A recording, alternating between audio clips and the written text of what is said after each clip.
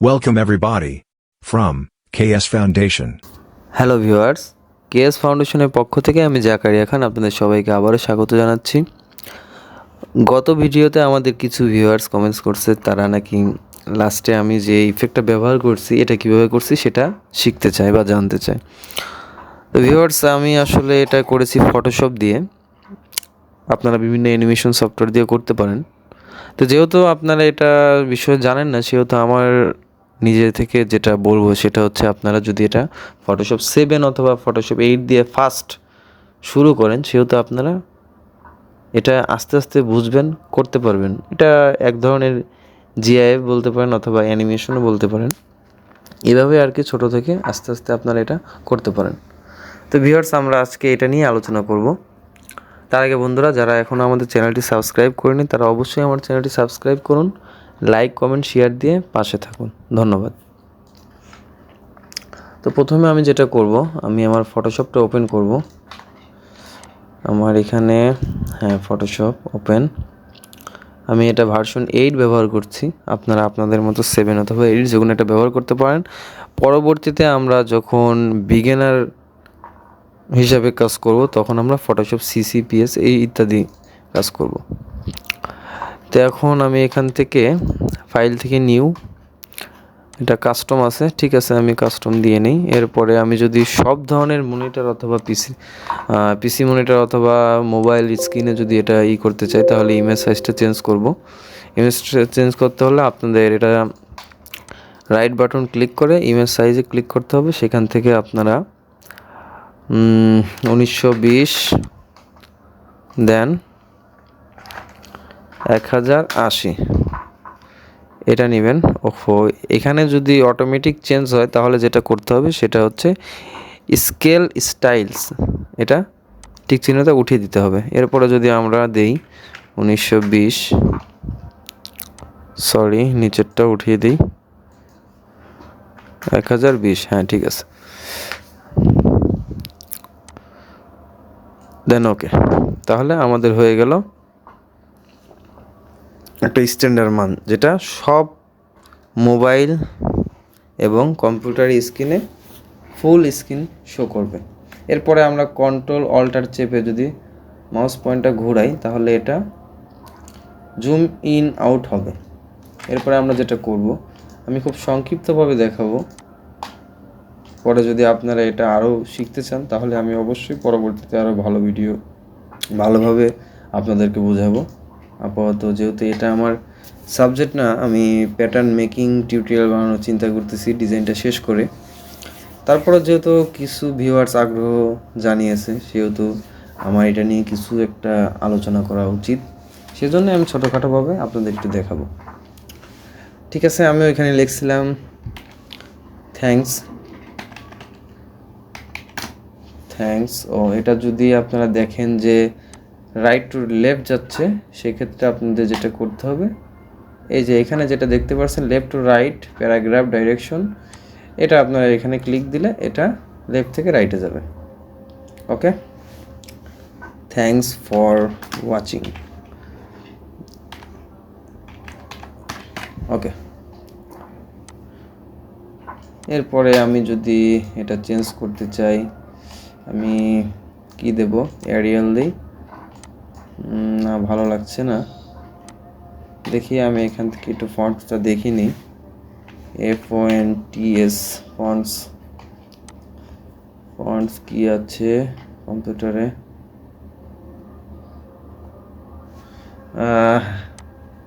অ্যালজেরিয়ান।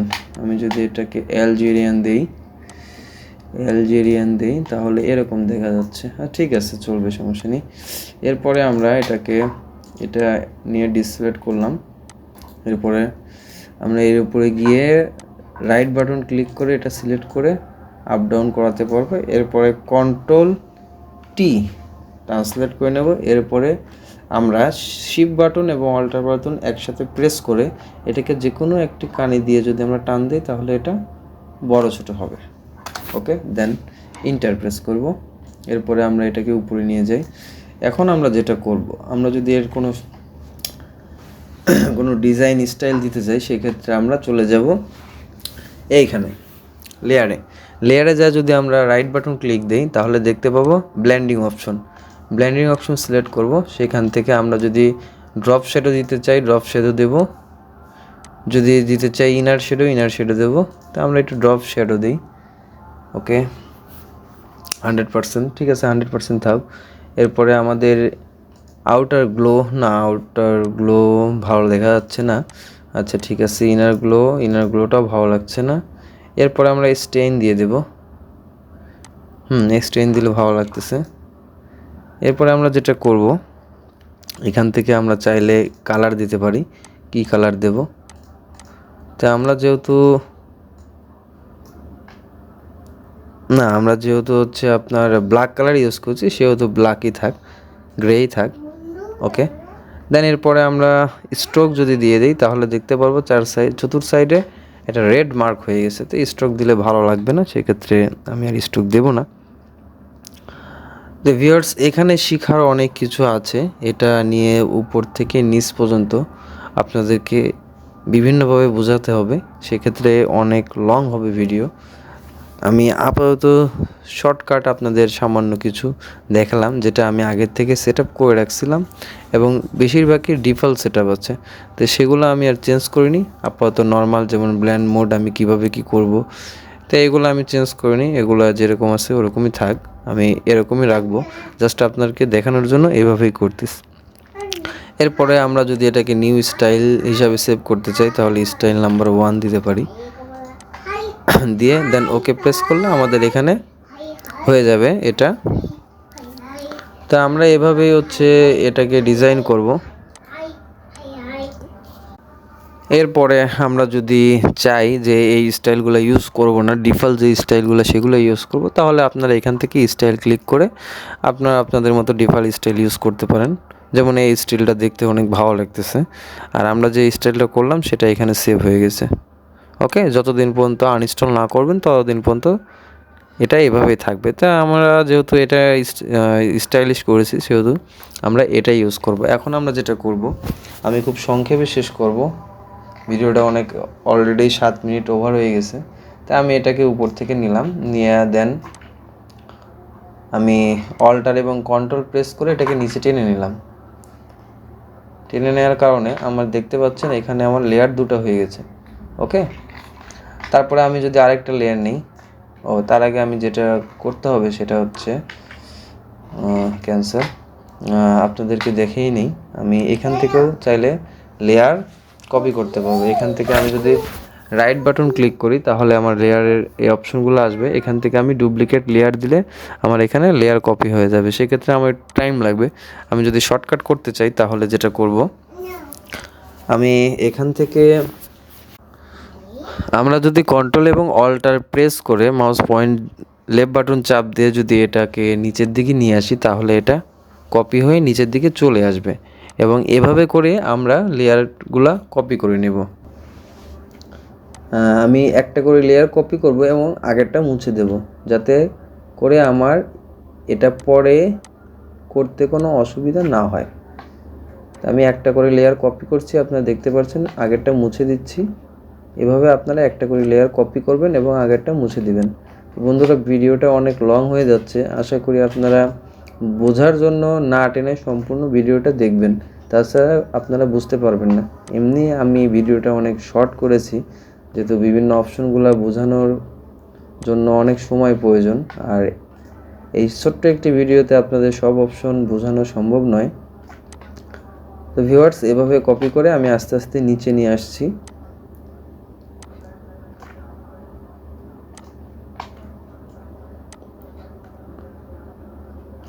ওকে, আমি এই পর্যন্তই কাজ করব, আর নিচে আনবো না।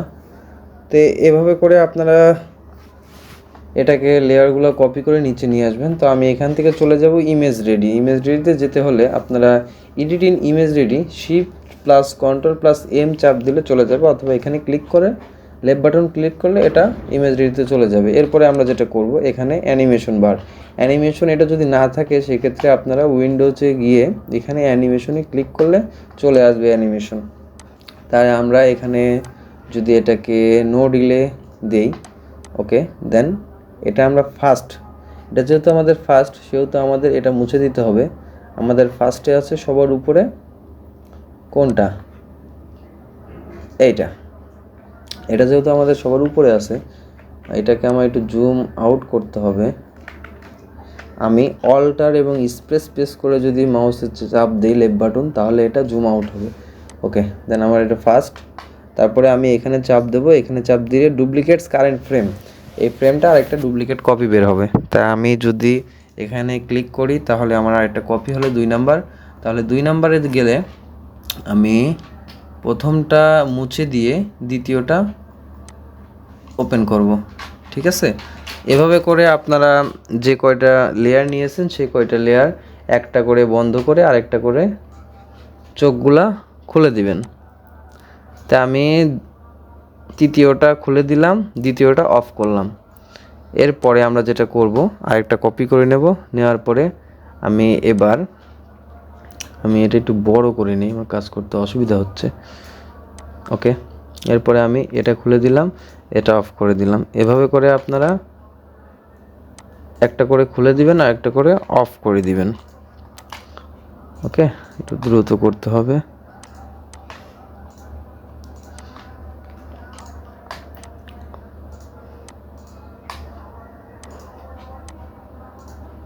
হ্যাঁ, হয়ে গেল আমাদের সম্পূর্ণটা কপি করা। তা আমি যদি এখন এটাকে প্লে স্টপ মানে প্লে যদি করি, তাহলে দেখতে পারবো আমাদের খুব সুন্দরভাবে নিচের থেকে থ্যাঙ্কস ফর ওয়াচিং এটা নামছে। ওকে, এরপরে আমরা যেটা করব, আমি নিচে যে ইফেক্টটা ব্যবহার করছিলাম সেটা যদি আপনাদের দেখাই, তাহলে আমার এখান থেকে এটাকে সেভ দিই।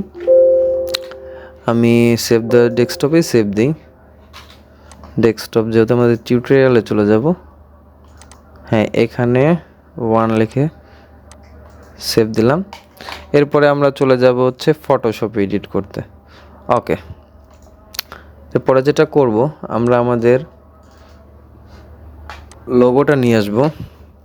তাহলে আমাদের লোগোটা আছে ফার্স্ট টিউটোরিয়াল স্যাম্পল 2, হ্যাঁ এটা পিএনজি। আচ্ছা, এখান থেকে যদি আমরা এটাকে টান দিয়ে নিয়ে আসি তাহলে এখানে চলে আসবে। এরপরে কিবোর্ড থেকে কন্ট্রোল টি প্রেস করে আমরা যদি এটাকে ট্রান্সলেট করে বড় করে নিই, আপনারা আপনাদের মতো আপনাদের লোগো অথবা ব্র্যান্ডিং যেটা করবেন সেটাকে করে নেবেন। এরপরে আমি যদি এটাকে সেভ দিই, ওকে, সেভ দেওয়ার পরে আমি যদি এটাকে আবার ইমেজ রেডিতে নিয়ে যাই, হ্যাঁ এটা লেখা আসবে, মানে আপনার যদি র্যামের ধারণ ক্ষমতা যদি কম হয় তাহলে কিন্তু আপনারা ইমেজ রেডিতে কাজ করতে পারবেন না। ঠিক আছে, এই জন্য এই মেসেজগুলো দেখাবে। তাই আমার যেহেতু 4GB র্যাম আপাতত পিসিতে আছে, সেহেতু আমার তারপরও দেখাচ্ছে, তো এটা ভয় পাবার কিছু নেই। এটাকে ইয়েস প্রেস করলে চলে যাবে এটা ইমেজ রেডিতে। ওকে, আমি এটা ইমেজ রেডিতে নিয়ে যাওয়ার পরে এখন যদি আমি এটাকে স্লো মোশন দিতে চাই, তাহলে আমি এখানে অফ করে দিলাম। এখানে অফ না করে আমি এটাকে ফার্স্ট যে ভিডিওটা আছে সেখান থেকে অফ করে দিই। হ্যাঁ, অফ করে দিলে আমার এটা টোটাল চলে গেছে, দেখতে পাচ্ছেন আপনারা। আমি যদি লাস্টটায় অফ করতাম, যদি এটাই অফ করতাম, তাহলে আমার সবগুলোই একটা একটা করে অফ করা লাগতো। আমি যেহেতু প্রথমটায় অফ করেছি সেহেতু আমার অটোমেটিকলি সবগুলো অফ হয়ে গেছে। এখন আমরা যদি এটাকে ছাড়ি তাহলে এটা দেখা যাবে না।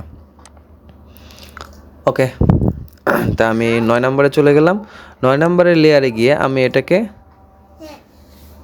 এটার চোখটা খুলে দিলাম। এখন এরপরে আমি যেটা করব, এখানে আপনারা দেখেন টুইন যেটা আছে এখানে ক্লিক করব। ক্লিক করার পরে অল লেয়ার যদি দেই তাহলে সব লেয়ার কাজ করবে। আমি অল লেয়ার দেবো না, শুধুমাত্র সিলেক্ট লেয়ার। এখানে আপনারা কয়টা ফ্রেম বানাবেন, আমি 3টা ফ্রেম দিলাম, আপনারা আপনাদের মতো ফ্রেম দিতে পারেন। হ্যাঁ, এটা যদি দেই, এরপরে আমার যেটা করতে হবে, এরপরে আমি দেখতে পাচ্ছি 1টা 2টো 3টা ফ্রেম তৈরি হয়েছে স্লো মোশন, আস্তে আস্তে এটা দেখাবে। এখন আমি যদি এটা করতে চাই তাহলে আমার এটা তো শো করাতে হবে, তাছাড়া তো এখানে দেখতে খারাপ লাগবে। সেহেতু আমি এখানে গিয়ে এই যে ব্যাকগ্রাউন্ডটা শো করিয়ে দেব, এবং আমার যে লাস্ট যেটা ছিল লেখাটা এটা শো করিয়ে দেব। এরপরে এটার ক্ষেত্রেও তাই, আমি ব্যাকগ্রাউন্ডটা শো করিয়ে দেব এবং লাস্ট যে লেখাটা আছে এটা শো করিয়ে দেব।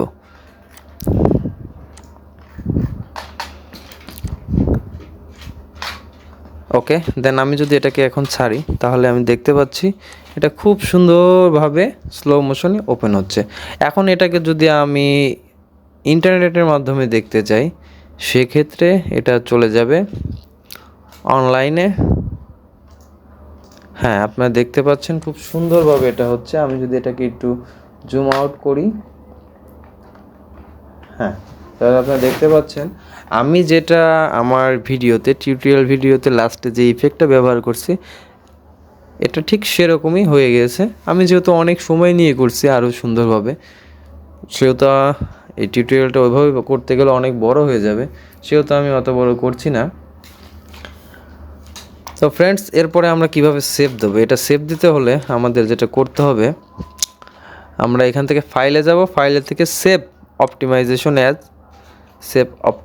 অ্যাজ এখানে গিয়ে আমরা যদি জিআইএফ হিসাবে সেভ দিতে চাই তাহলে জিআইএফ, অথবা আমরা যদি এইচটিএমএল অ্যান্ড ইমেজ হিসাবে সেভ দিতে চাই তাহলে এইচটিএমএল অ্যান্ড ইমেজ। তো আমরা এইচটিএমএল ইমেজ হিসাবে সেভ দেবো, ডিফল্ট সেটিংয়ে রাখবো। এরপরে যদি আমরা কি লিখবো, 1 লিখি, আচ্ছা 1ই থাক, সেভ দিয়ে দিই, তাহলে এটা সেভ হয়ে যাবে। সেভ হতে একটু সময় লাগবে, আপনারা আগে কিন্তু কেটে দেবেন না।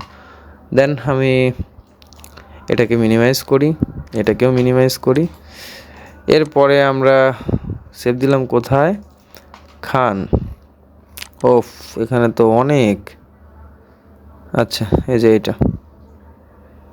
এটাকে আমি কিসে প্রিন্ট করব, আচ্ছা ওকে, আমি এটাকে আরেকবার সেভ দিই। সেভ অপটিমাইজেড আমার এখানে গেছে কোথায়, টিউটোরিয়াল